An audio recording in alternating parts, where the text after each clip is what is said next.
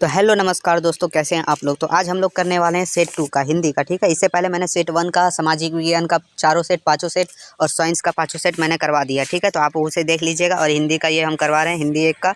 ठीक है, set number 2 करवा रहे हैं। ठीक है, सेट नंबर 2 है, देखिए सेट 2 है, इसमें से है। इससे पहले आप इसमें देखिए यहाँ से लेके यहाँ तक जो संदर्भ लिखा है, गंधर्व लिखा है, उसे आप पढ़ लीजिएगा। उसके बाद ये लिखिएगा। देखिए इसमें पूछ रहा है कंप्यूटर का आविष्कार आज के युग के लिए है, तो ये इसका आंसर हो जाएगा वरदान। देखिए आपको यहाँ कहीं लिखा होगा, देखिए हम आपको दिखाते हैं। देखिए इसे पढ़ने, देखिए यहाँ लिखा है वरदान। ठीक है, आप यहाँ से पढ़ लीजिएगा, तो ये सब जो 4 आंसर है सो यहाँ से मिल जाएगा। दूसरा, कंप्यूटर में टेलीविज़न की क्या होती है, तो स्क्रीन होती है। ठीक है, दूसरा का ऑप्शन नंबर ए होगा। चलिए, चिप का आकार कितना बड़ा होता है, तो आप जानते हैं जो मोबाइल चिप का आकार होता है, मतलब चिप का आकार वो आदमी के नाखून के बराबर होता है, उससे बड़ा तो नहीं होता है। चलिए, ये भी हो गया। अगला है कंप्यूटर कैसा उपकरण है। तो देखिए कंप्यूटर जो है आपका वो कैसा उपकरण है, तो ये आपका होगा इलेक्ट्रॉनिक उपकरण है। इलेक्ट्रॉनिक है ना। चलिए अब चलते हैं, अगला है। अगला क्वेश्चन छठा की तरफ चलने से पहले आपको यहाँ से लेके यहाँ तक पढ़ लेना अच्छे तरीक़ा से। ठीक है, एग्जाम हॉल में जब बैठिएगा। उसके बाद देखिए, कवि के अनुसार मनुष्य किधर बढ़ रहा है, तो कवि के अनुसार मनुष्य अंधेरे की ओर बढ़ रहा है, अंधेरे की तरफ। ठीक है, किसके बिना शरद का आनंद नहीं मिलता, तो किसके बिना शरद का आनंद नहीं मिलता है, वो है छठा का। तो छठा का ऑप्शन नंबर सी, दुख के बिना शरद का आनंद नहीं मिलता। मनुष्यों में किसे विष देकर मार डाला, मनुष्यों में किसे विष देकर मार डाला, तो गंगा को। तो गंगा नदी है, उसमें कचरा उचरा मतलब वही है, विष देकर मार डाला, यही है इसका अर्थ। ठीक है, अगला है आठवां क्वेश्चन, मनुष्य की गलतियों से क्या पिघल रहे हैं, तो मनुष्य की गलतियों से हिमखंड मतलब हिमालय पिघल रहे हैं, हिमखंड पिघल रहे हैं। ठीक है, चलिए ये हो गया, 8वां तक आपका कंप्लीट है। आप ध्यान से करते जाइएगा और इसका आपको मिल जाएगा जो है PDF या टेलीग्राम में। ठीक है, 9वां क्वेश्चन है। 9वां क्वेश्चन है, निम्नलिखित में से सही विकल्प का चयन कर उत्तर कीजिए। देखिए ये आपको पढ़ लेना है पहले। ठीक है, जिस वाक्य में क्रिया के साथ कर्म उपस्थित नहीं होता है और ना उसके आने की संभावना होती, वह कौन सी क्रिया होती है, तो वो हो जाएगा आपका आकर्षक क्रिया। ठीक है, 9वां का आकर्षक क्रिया हो जाएगा। ठीक है, ऑप्शन नंबर सी हो जाएगा। ठीक है, अब चलते हैं 10वां क्वेश्चन मेरा है, कौन सा वाक्य प्रेरणार्थक क्रिया का उदाहरण है, तो कौन सा है, तो ये आपका हो जाएगा। देखिए 10वां का ऑप्शन नंबर ए, माँ बच्चे को पानी पिलाती है। ठीक है, माँ बच्चे को पानी पिलाती है, ये हो जाएगा 10वां का। अब 11वां क्वेश्चन है, राहल ढोलक बजाता है, राहल जो है वो ढोलक बजाता है, यह कौन सा क्रिया का भेद है, तो इसे बताना है। 11वां का है। चलिए 11वां का आंसर जो हो जाएगा आपका ए हो जाएगा।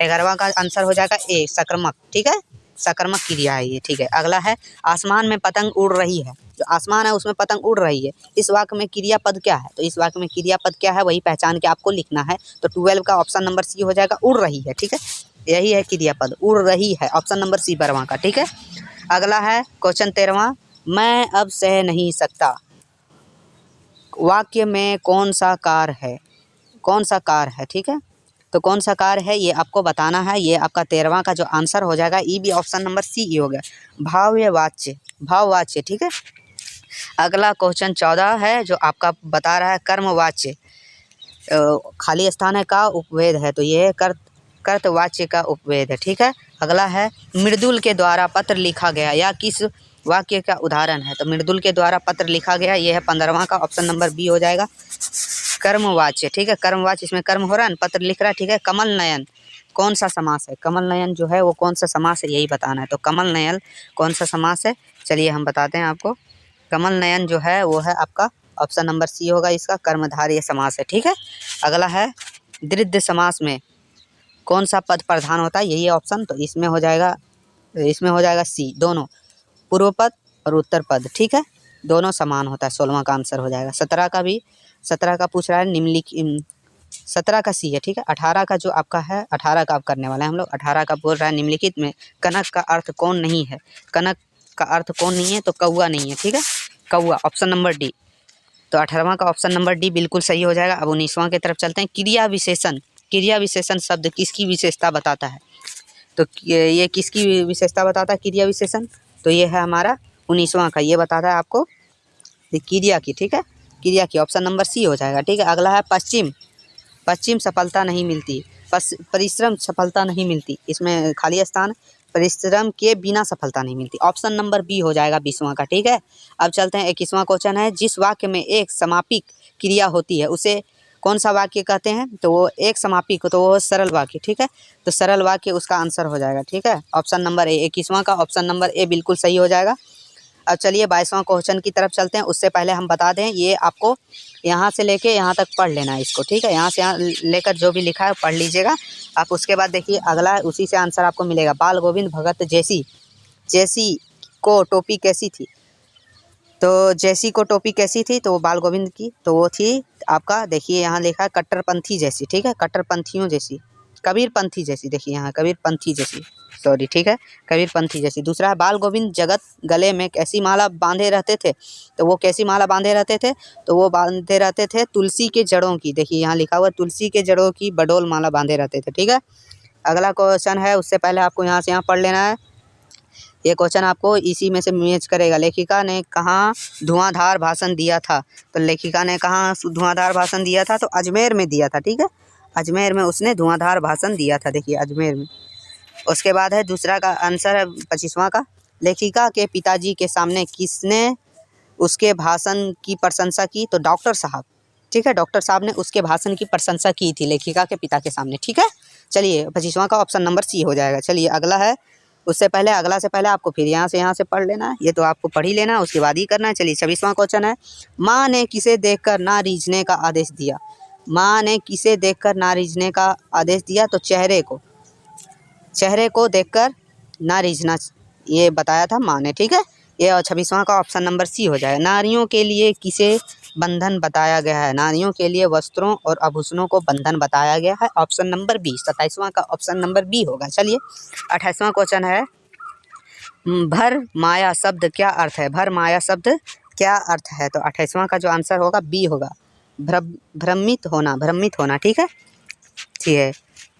मृत तृष्णा का अर्थ क्या है, मृत तृष्णा का अर्थ क्या है, तो ये है छलावा मतलब छलावा होता है ना, वही मतलब छल कपट। इसी तरह निम्नलिखित प्रश्नों में सही विकल्प का चयन कीजिए, ये आपका पाठ्य पुस्तक से पूछा गया, खंड घ, ठीक है।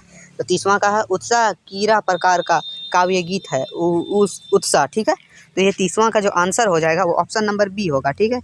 आभार, ऑप्शन नंबर बी। 30वां का ऑप्शन नंबर बी। माँ की अंतिम पूंजी किसे कहा गया है, माँ की अंतिम पूंजी बेटी को कहा गया। आप लोगों ने अगर कहानी पढ़ा है तो ये सब आप लोग आराम से बना लीजिएगा, ठीक है। बेटी को कहा है, आपको पता ही है। चलिए मुख्य गायक की आवाज़ कैसी थी, तो चट्टान जैसी भारी थी, ऑप्शन नंबर बी। 32वां का ऑप्शन नंबर बी हो जाएगा। 33वां है, सूरदास की भाषा है, सूरदास की कौन सी भाषा है, तो ब्रिज भाषा है सूरदास की, ठीक है। 34वां का है, कवि को आकाश में फैले बादल कैसे लग रहे हैं, कवि जो है उसे आकाश में फैले बादल कैसे लग रहे हैं, तो ये है 34वां का आपका आंसर हो जाएगा, ये भी बी ही होगा। काले घंघराले बालों के समान, काले घंघराले बालों के समान, ठीक है। ऑप्शन नंबर बी हो जाएगा 34वां का। 35वां, समाज में नाक किसका प्रतीक मानी जाती है, तो नाक इज्जत का प्रतीक है। आपके नाक एक इज्जत का प्रतीक है ना, जैसे बोलते हैं नाक कटवा दिया है ना। माता का आंचल पाठ मुख्य पात्र कौन है, तो 36वां का जो हो जाएगा option number C, Bholenath. Bholenath है वो, वही है इनका मुख्य पात्र, ठीक है, माता के आंचल के पाठ का। चलिए अगला है 37वां, लेखिका के ड्राइवर क्रम गाइड का क्या नाम है, तो उसका नाम जो है वो होगा जितेन नागी, ठीक है। 37वां का option number C, Jiten Nagi, option number C हो जाएगा। चलिए अगला है 38वां क्वेश्चन की तरफ चलते हैं। 38वां क्वेश्चन मेरा बोल रहा है, कस्बे के चौराहे पर किसकी मूर्तियाँ लगी हुई थी, तो कस्बे के चौराहे पर लगी हुई थी वो थे सुभाष चंद्र बोस की मूर्तियां लगी हुई थी, ठीक है।